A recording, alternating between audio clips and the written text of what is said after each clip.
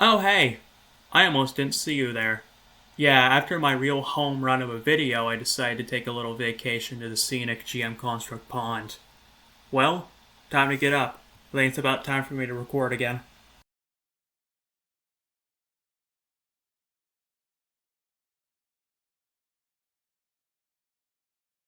Now to the real reason why we are here. I decided to do something a little more niche, and I haven't seen done before in the Gmod YouTube scene.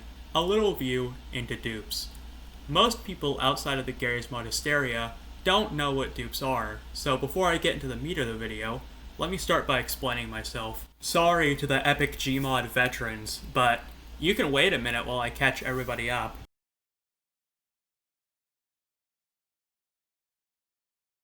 Dupes in Gary's mod can mean two or three things.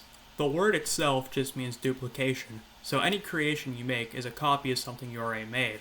So it goes like this: turned into text file on your computer, then saved on your computer, before finally being accessible from a menu to paste down at a later time. Similar to the copy and paste function on your computer, except imagine that copy is saved for as long as you have the file. But when somebody says, I am saving a dupe, it can mean two or three things. See, there are add-ons on Gary's mod to solve issues with the classic built-in dupe feature. Typically, these add-ons are Advanced Duplicator or Advanced Duplicator 2, or rarely it means the Gmod dupe function. Today, we are going over what is more commonly known as workshop dupes, which come from the built-in dupe feature that Gmod already has out of the box. Specifically, the Glass of Lime Soda collection, which is my favorite personally.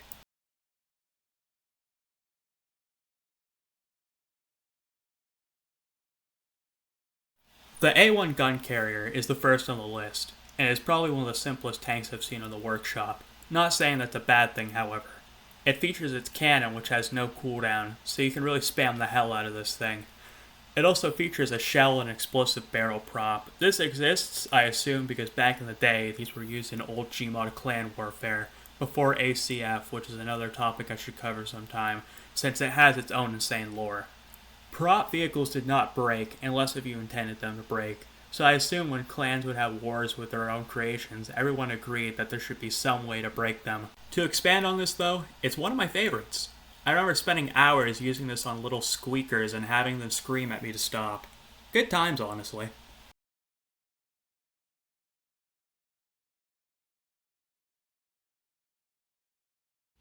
This is another favorite of mine and it's quite fun. It has many features like a searchlight, 3 torpedo shots, and a periscope. It's not common to see submarines because submarines don't work well with the source engine's water, but even then I use this thing to torture people on majority water maps. Just paint it to match the environment and then pop up to fire a shot. Definitely another fun one and I like the design of it. Even if it's a bit goofy looking due to its size, it packs a mean punch. I haven't gotten to do this with anyone, but I think it'd be fun to run wolf packs with these.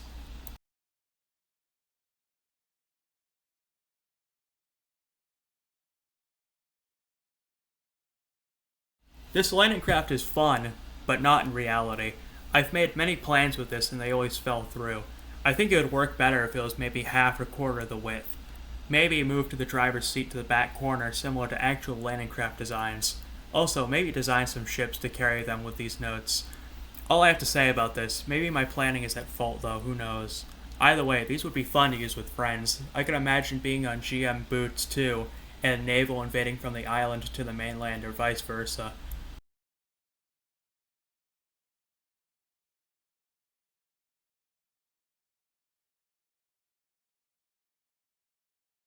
Now, I know this is sort of a jump here in destructive potential, but that's because I can't wait to introduce this beast of a warship. This thing is insane compared to everything else I showed so far, and keep in mind, none of this has ACF. This is just wire mod autism. It has its menacing stern-facing and bow-facing batteries, dual-barreled and ready to sink anything with a coordinated enough crew. Did I mention it takes 6 people to fully man this ship? 8 if you count the crow nests? It has anti-aircraft capability as well as dual-plated armor, and it is menacing as hell. I would never want to encounter this thing without some backup.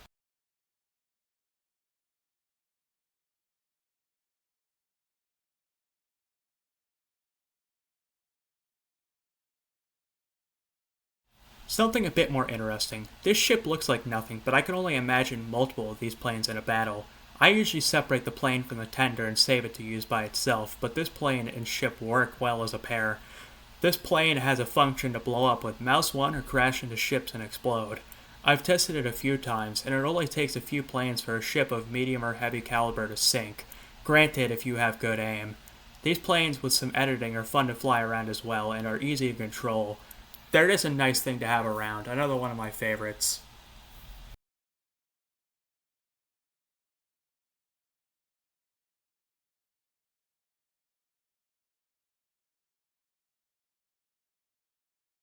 A massive hazard, very much a high risk, high reward game.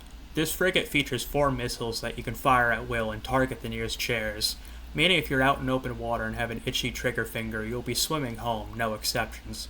However, it's nice and does work well. I haven't seen too many ships resistant to it. The only counter to this is to hope that you spot it and shoot it first, before the 4 shots of hell come raining down on your poor ship.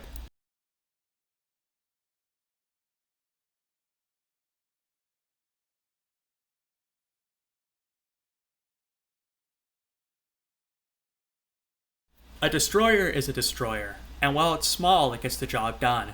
It's very much an anti-submarine weapon, as it's the only ship I've seen with a depth charge. It's a big seller for me, honestly. Guns featured on the stern and bow, a basic deck gun on the stern, and a very small caliber turret on the bow. Also a torpedo cannon in the middle, right next to the depth charge. It has 4 shots, which is very useful. If you spawn this in, however, be very careful as the depth charge is triggered by water. One accidental splash and you're going to be sunken.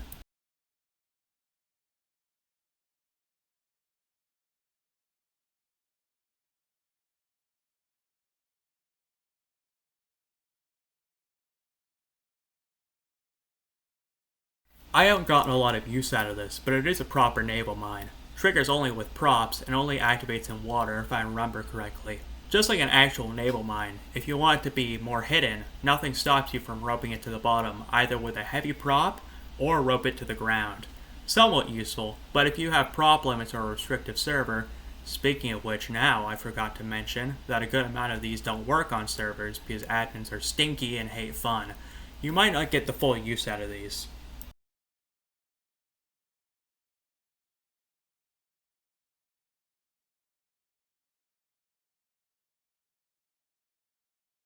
More useful by the coast, hence the name Coastal Gun.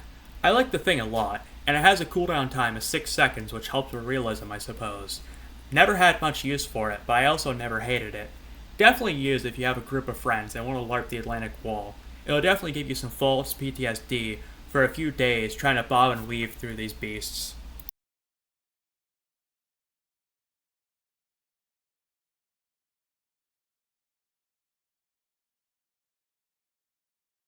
Well, it looks like the end to some more video essay slop. I think I'll sit here for a while, enjoy the sun, until the next idea pops into my head. I hope you guys enjoyed it. I definitely liked making this one. It's quite fun learning how to use these new tools or learning how to use the old ones again.